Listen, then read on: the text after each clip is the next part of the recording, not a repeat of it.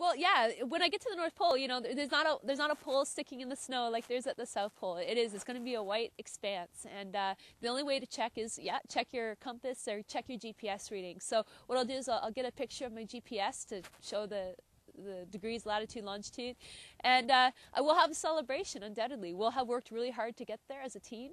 We'll be really cold. We'll probably have gone through quite a physical challenge to get there. So I think it'll be a very rewarding experience, and I think we'll feel pretty lucky. The Arctic ice isn't going to be there forever, especially over the North Pole, and it's something that future generations will not have the opportunity to experience. So I'm going to keep that definitely in the front of my mind while I'm there. If we see a polar bear, I'm not sure. I guess well, first of all, I'm anticipating that the guides will have rifles with them. If not to scare away the bear, then the alternative. But hopefully that won't be necessary. There is the possibility, though. It is the North Pole, and that's where polar bears are at. So we got to keep an eye out. We're going to be traveling in a big group, so that hopefully that will be some measure of safety for us and a measure of safety for the bear, if you will. So we'll just keep our distance from each other. It'd be pretty cool to see a polar bear, granted, and I have a lot of respect for, we're in their environment, so I have a lot of respect for them, and you know, I'm not there to take over their territory. We're passing through, and I truly want to give them the space that they need.